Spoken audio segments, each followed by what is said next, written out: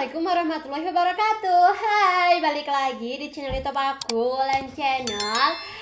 Nah, ketemu lagi ya di videoku ini. Aku masih lanjut mau membahas mengenai kista endometriosis. Nah, di pembahasan ini teman-teman, aku mau sharing tentang kapan sih waktu yang tepat untuk operasi kista endometriosis, dan sebenarnya perlu gak sih operasi untuk kista endometriosis itu. Nah, jadi video ini yuk kita bahas bareng-bareng ya. Nah, seperti teman-teman ketahui juga, sebelumnya aku sudah pernah ya menjalani operasi kista endometriosis sebanyak 2 kali. Yang pertama secara laparotomi atau secara bedah besar ya, secara sesar. Yang kedua yaitu secara laparoskopi ya, dilakukan menggunakan sebuah alat yang dimasukkan ke dalam perut dan hanya diperlukan 3 lubang kecil aja di perut. Nah, untuk pembahasan antara laparotomi dan laparoskopi sudah pernah aku share ya di video sebelum-sebelumnya, teman-teman bisa dilihat.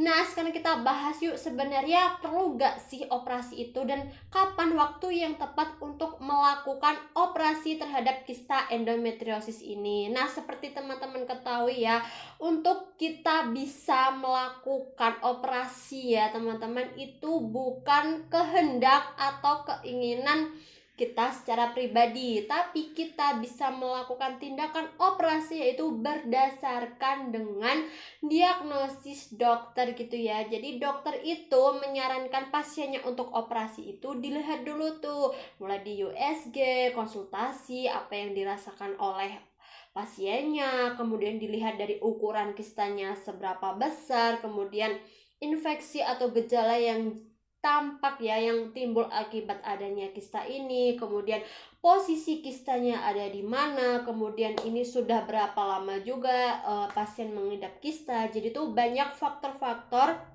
untuk memutuskan sebuah pasien itu harus dioperasi atau tidak. Jadi itu berdasarkan dari diagnosa dokter ya teman-teman. Jadi walaupun kita pribadi pengen nih, aku pengen operasi, tapi kok misal nih kistanya masih ukuran kecil di bawah 5 cm ya, dokter nggak bakal ngasih izin gitu loh, nggak bakal ngasih pengantar untuk operasi. Dan mungkin kalau kita misal tetap nekat secara umum gitu ya, operasi di rumah sakit gitu ya, nanti ya nggak bisa juga dokternya melakukan pembedahan tersebut, karena itu tadi semua tuh dilihat dari riwayat si pasiennya dulu. Aku sampaikan juga nih teman-teman bahwa operasi itu tuh salah satu pilihan atau opsi terakhir ya teman-teman, jika misal nih pasien sudah minum obat, sudah terapi hormon, tapi tidak ada perubahan yang baik terhadap kistanya. Nah, mau tidak mau opsi yang terakhir yaitu menjalani operasi. Nah, operasinya tadi tuh bisa secara laparotomi ataupun laparoskopi. Dan juga teman-teman, operasi ini tuh bukan sebagai obat ya teman-teman. Jadi jangan dianggap kalau kita penderita endometriosis, kalau sudah dioperasi itu bisa menyembuhkan secara total kistanya atau bisa mengobati kista. Tidak ya teman-teman. Jadi tuh operasi itu fungsinya itu untuk meringankan ya gejala yang terjadi akibat adanya kista. Jadi itu kan nggak mungkin ya yang namanya kista itu dibiarkan besar di dalam perut kita. Nah, pasti harus ada tindakan dong, yaitu dengan mengambil si kistanya, yaitu mau operasi. Jadi tuh kistanya itu ya masih tetap bisa tumbuh, apalagi yang namanya endometriosis kan yang berhubungan dengan hormon. Walaupun sudah berkali-kali dioperasi, kalau kita masih masih bisa menstruasi, kita masih dalam masa reproduksi ya, si kista bakal tetap tumbuh gitu teman-teman. Nah, tapi bukan berarti ya teman-teman kalau kita operasi itu jadi cuma-cuma gitu, jadi percuma dong kalau misal operasi nanti tumbuh lagi, nggak begitu ya teman-teman. Nah, kalau kita dioperasi gitu ya teman-teman, setidaknya tuh bisa menjadi peluang kita kalau misal nih kita mau hamil gitu ya. Nah, operasi adalah salah satu tindakan sebagai kayak program gitu loh teman-teman, karena kan kalau kista udah besar ya, di video sebelumnya sudah aku jelasin juga, kalau kista besar itu bisa menghambat dari saluran tuba, bisa menyebabkan kualitas sel telurnya itu gak bagus. Nah, dengan dioperasi ini teman-teman salah satu metode untuk program hamil juga. Dengan diambilnya kista ini juga ya teman-teman bisa meredakan rasa nyeri yang sebelumnya dirasakan. Nah, jadi secara tidak langsung gitu ya teman-teman, kista ini bisa meredakan tubuh gitu teman, bisa membuat apa ya, tubuh kita ya, bagian di ovarium kita, alat reproduksi kita tuh buat beristirahat, bisa menghirup udara segar gitulah ibaratnya. Nah, terus kapan sih waktu yang tepat untuk operasi ya? Selain dari diagnosa dokter gitu ya, dokter juga melihat nih teman-teman dari ukuran kista. Misalnya ukuran kista sudah lebih dari 5 cm dan terindikasi ya teman-teman, ukurannya tuh semakin besar dan besar gitu ya, walaupun sudah diobat, sudah diterapi hormon, ternyata tidak terjadi perubahan yang baik. Nah, itu akan segera ditindak operasi. Nah, contohnya itu kalau ukuran sudah besar ya teman-teman, bakal terjadi nih kayak pendarahan, kemudian keputihan, rasa nyeri yang luar biasa.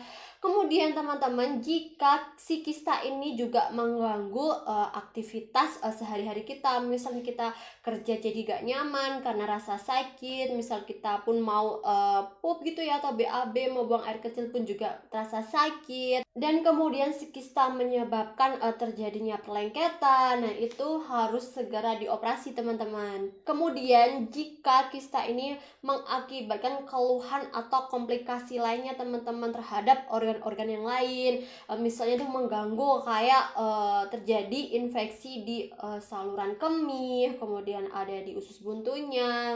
Kemudian misalnya kita susah buang air besar, terasa sakit, susah untuk pipis dan lain sebagainya. Nah, itu kan sudah terindikasi kalau si kista itu mengganggu teman-teman. Nah, mau nggak mau harus dioperasi. Dan kemudian ya teman-teman, untuk operasi yang dijalankan ya teman-teman, pengalaman aku ya 2 kali operasi secara laparotomi maupun laparoskopi, operasinya itu menggunakan bius total teman-teman. Jadi kita dibikin tidur ya sepenuhnya. Jadi kan enggak yang bius lokal, kan ada tuh yang bius lokal hanya dibius sebagian aja, misalnya kalau orang lagi sesar gitu kan, atau mungkin orang sakit apa yang operasi kecil dan yang dibius hanya bagian itu aja. Nah, kalau untuk operasi kista ini tuh dilakukan bius total teman-teman. Dan untuk operasi ini juga teman-teman bisa tercover oleh BPJS. Yap, betul banget, dengan syarat ya yang sudah berlaku ya, alurnya tuh udah benar. Di video sebelumnya juga sudah pernah aku bahas nih cara penggunaan BPJS ya untuk mengcover pengobatan dan juga operasi, bahkan pengobatan setelah atau pasca operasi itu teman-teman, sampai kontrolnya itu juga ditanggung oleh BPJS. Nah, jadi itu gak ada alasan ya teman-teman buat teman-teman tuh untuk apa ya, males periksa, takut operasi gitu ya, takut biayanya mahal atau gimana. Manfaatkan BPJS yang ada teman-teman, ataupun teman-teman punya asuransi kesehatan lain, nah itu juga bisa digunakan. Ya, walaupun prosesnya memang agak sulit gitu ya teman-teman, kita harus punya rujukan dari Vaskes 1, kemudian dia dari rumah sakit tipe C, mungkin tipe B, baru ke tipe A gitu ya. Tapi tidak apalah teman-teman untuk kesehatan diri kita gitu ya. Nah, kemudian kalau udah operasi tuh gimana sih Kak? Apakah ada dampak gitu ya dari operasi kista endometriosis ini? Nah, tentu ada dong teman-teman, yang namanya apa ya, sebuah apa ya, tubuh gitu ya. Tubuh kita kan normal gitu kan, sehat, terus tiba-tiba ada penyakit yang nempel, kemudian kita harus dioperasi gitu ya. Pasti tidak bisa dong apa ya, permukaan ini atau tubuh ini tuh jadi normal seperti sedia kala, pasti meninggalkan beberapa jejak gitu ya. Nah, di next video teman-teman aku bakal nih bahas dampak dari operasi ini ya teman-teman. Nah, kira-kira tuh apa aja sih yang bakal terjadi. Nah, itu tapi jangan khawatir dulu teman-teman. Itu jangan dijadikan apa ya, alasan buat teman-teman takut untuk operasi, untuk teman-teman mundur buat tidak menjalani pengobatan ya. Jangan seperti itu ya. Pokoknya teman-teman tuh harus rajin untuk konsultasi, untuk periksa ya, minimal itu ya 2 bulan sekali. Nah, itu tadi ya teman-teman, sharing mengenai perlu nggak sih operasi untuk kista endometriosis dan kapan sih waktu yang tepat untuk operasi. Nah, jika teman-teman ya masih bingung, masih ada pertanyaan gitu ya, atau mau sharing tentang operasi teman-teman gitu ya, boleh banget langsung komentar di bawah ya, atau DM di Instagram aku @wulanmanyun. Insya Allah aku bakal bales DM teman-teman. Nah, jangan lupa ya untuk like video ini, kemudian subscribe channel YouTube aku, dan jangan lupa nyalain tombol loncengnya, dan jangan lupa ya untuk di-share ke semua sosial media teman-teman agar video ini lebih bermanfaat. Terima kasih. Wassalamualaikum warahmatullahi wabarakatuh.